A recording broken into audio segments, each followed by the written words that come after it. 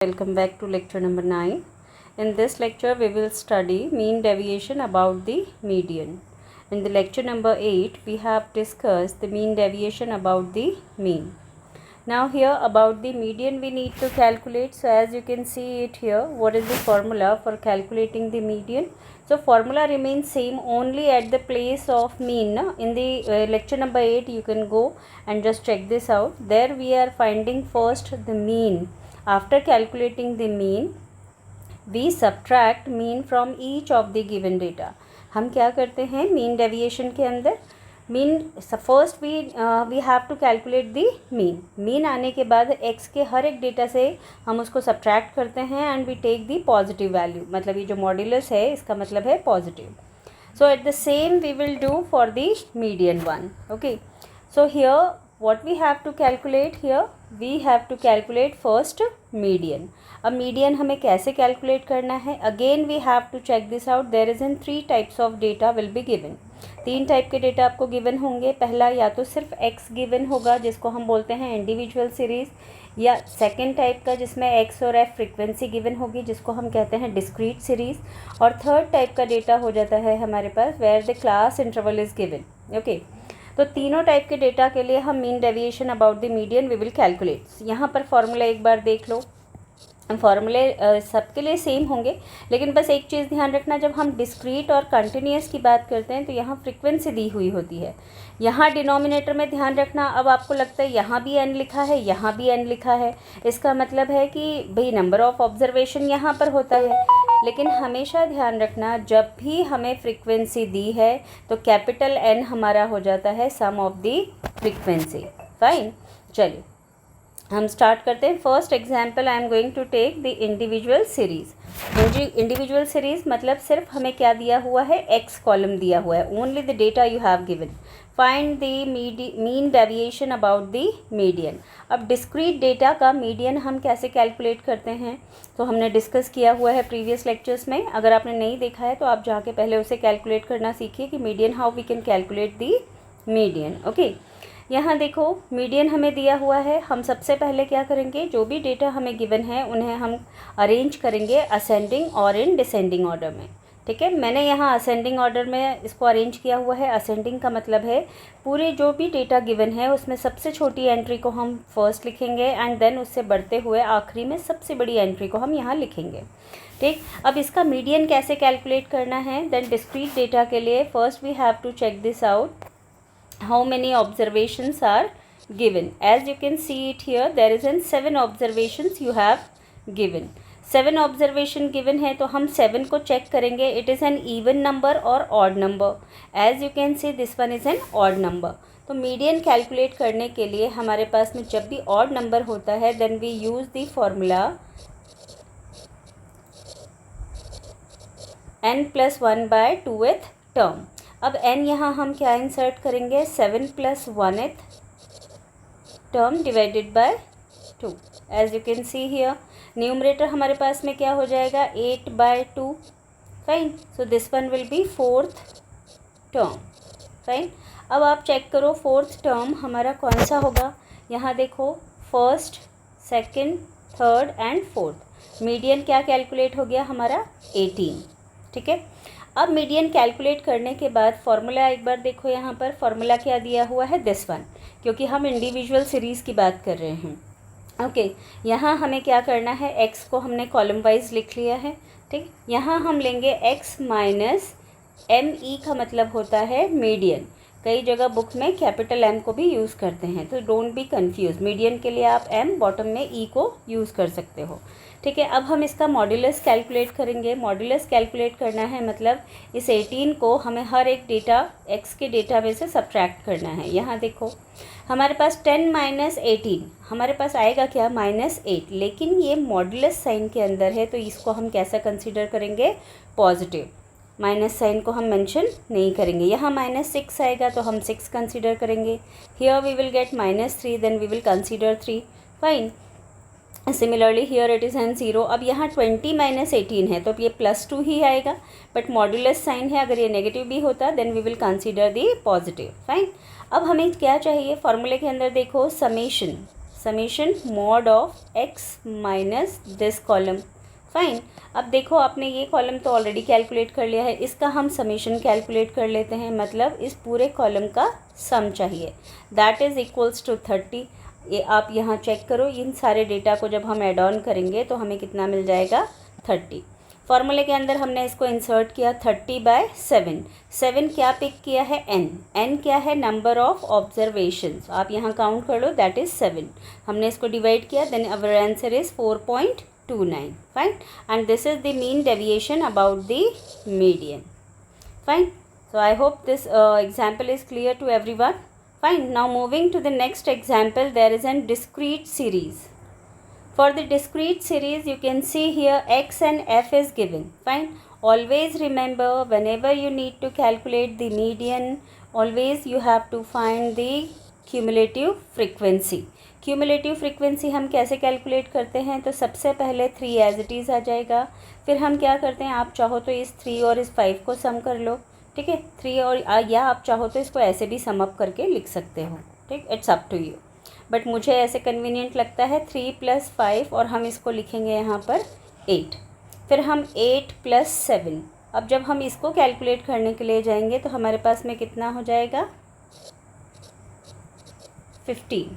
अब हम यहाँ कैलकुलेट करने जाते हैं 15 + 6, तो ये हमारे पास में कितना हो जाएगा 21।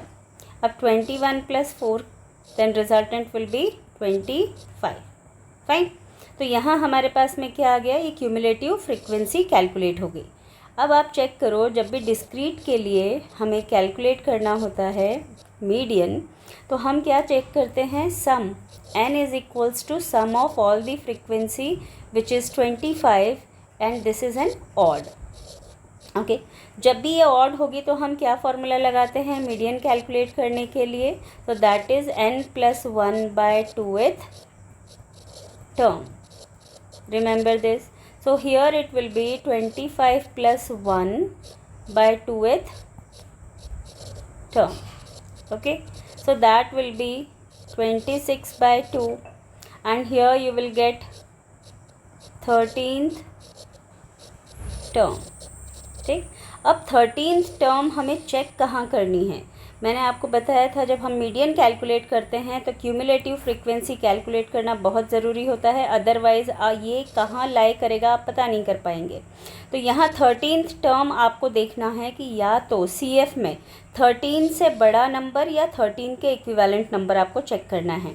आप यहाँ देखो भाई 3 है तो ये तो छोटा है, 8 ये भी छोटा है, 15 है जो 13 से बड़ा है, तो इससे जस्ट बड़ा 13 से बड़े तो बहुत सारे नंबर्स हैं, ये सारे हो गए, बट हमें इसका just to next the highest digit we have to consider. तो ये कितना है हमारा 15, मतलब हमारा जो मीडियन है वो यहाँ लाई करेगा। इसके करस्पॉन्डिंग हम चेक करेंगे x की वैल्यू कितनी है, तो x हमारे पास में कितना आ गया, x इज़ 20, तो जो x की वैल्यू होगी यही हमारा क्या होगा, that will be our median. Okay, तो हम यहाँ इसको मेंशन कर देंगे, मीडियन इज़ इक्वल्स टू 20। ठीक, आप इसको कैपिटल M से भी डिनोट कर सकते हो। अब मीडियन कैलकुलेशन के बाद हमारे पास में नेक्स्ट क्या एंट्री बचती है, यहाँ पर फॉर्मूला जो अप्लाई करना है, एक बार मैं फिर से यहाँ पर दिखाती हूँ आपको फॉर्मूला कौन सा अप्लाई करना है डिस्क्रीट के लिए। देखो this one, summation of f x minus m upon में n। अब यहाँ पर x माइनस m, पहले हम इस कॉलम को कैलकुलेट करेंगे और फिर उसमें फ्रीक्वेंसी से मल्टीप्लाई करेंगे और फिर उस कॉलम का हमें क्या कैलकुलेट करना है, summation. Okay, so now we are calculating the making the new table and then we will continue. Okay, so as you can see here x and f we mentioned here, then we have to calculate x minus m, x minus m because हमारा formula क्या है, आप देखो यहाँ पर फॉर्मूले में हमें चाहिए x माइनस m और उसकी करस्पॉन्डिंग वैल्यू का मल्टीप्लिकेशन f के साथ में। तो हम यहाँ क्या करेंगे, first we will calculate x minus m, m क्या होगा हमारा मीडियन। मीडियन अभी हमने कितना कैलकुलेट किया है 20, तो हम 20 को सारे x के डेटा में से सब्ट्रैक्ट कर देंगे। ठीक है, यहाँ देखो अब ये सारी जो हमारे पास ये आएगा -10, मॉड्यूलस में है इसलिए +10 हो जाएगा, ये आएगा -5 +5 हो जाएगा, ये 0 हो जाएगा। यहाँ पर 25 बड़ा नंबर है तो 5 ही मिलेगा हमें, यहाँ पर 10 हो जाएगा। ये मिलने के बाद हम करस्पॉन्डिंग फ्रीक्वेंसी के साथ में इनको क्या करेंगे, मल्टीप्लाई कर लेंगे। ठीक है, तो अब देखो 3 × 10 तो कितना आ गया 30, फिर देखो 5 × 5 कितना आ गया 25, 7 × 0 you will get it 0, 6 × 5 you will get it here 6 5s are 30 and then 4 × 10 and you will get it 40। अब मुझे इस कॉलम का समेशन चाहिए तो मैंने यहाँ समेशन अप्लाई किया है एंड देन f, और ये कॉलम जो है हमारा इसका समेशन आ जाएगा 125। Formula mean deviation about the mean, हमने फार्मूला इंसर्ट किया दिस वन। अब देखो कैपिटल N है, फ्रीक्वेंसी दी हुई है तो डिनोमिनेटर में हमेशा क्या आएगा, sum of all the frequency. 125 divided by 25, so your answer is 5. So here you will get mean deviation about the median, that is equals to 5 for the given data. I hope this one is clear to everyone, and this is the discrete data. Now going to apply the third case, that is when the continuous series is given. Okay, so now this is the example for continuous series. See here, for the continuous series, class interval given, frequency given. Okay, we can see here which formula we will apply for the continuous series. The same formula, as you can see here, we will apply the same formula. Fine, there is no change. So that formula for calculating the median for the continuous series, ठीक है, continuous series के लिए median calculate करना है तो हमें क्या करना पड़ेगा, सबसे पहले हम क्या करेंगे, क्यूमुलेटिव फ्रीक्वेंसी कैलकुलेट करेंगे।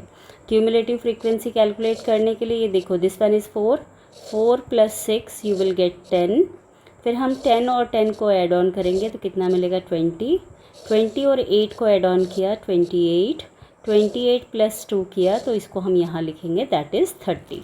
ओके, अब ये हमारे पास कैलकुलेट होने के बाद में मीडियन कैलकुलेट करना है अगर कंटिन्यूस का, तो फार्मूला क्या होता है उसका, आपने अगर नहीं देखा है तो एक बार बैक जाके आप लोग इसको ज़रूर चेकआउट करना कि मीडियन के लिए हमने फार्मूला यूज़ करते हैं हम द क्लास इंटरवल मीन्स। अब सबसे पहले देखो यहाँ पर the sum of frequency that is 30, तो हम इसको यहाँ पर n/2 करके और यहाँ कैलकुलेट करते हैं दैट इज़ 15।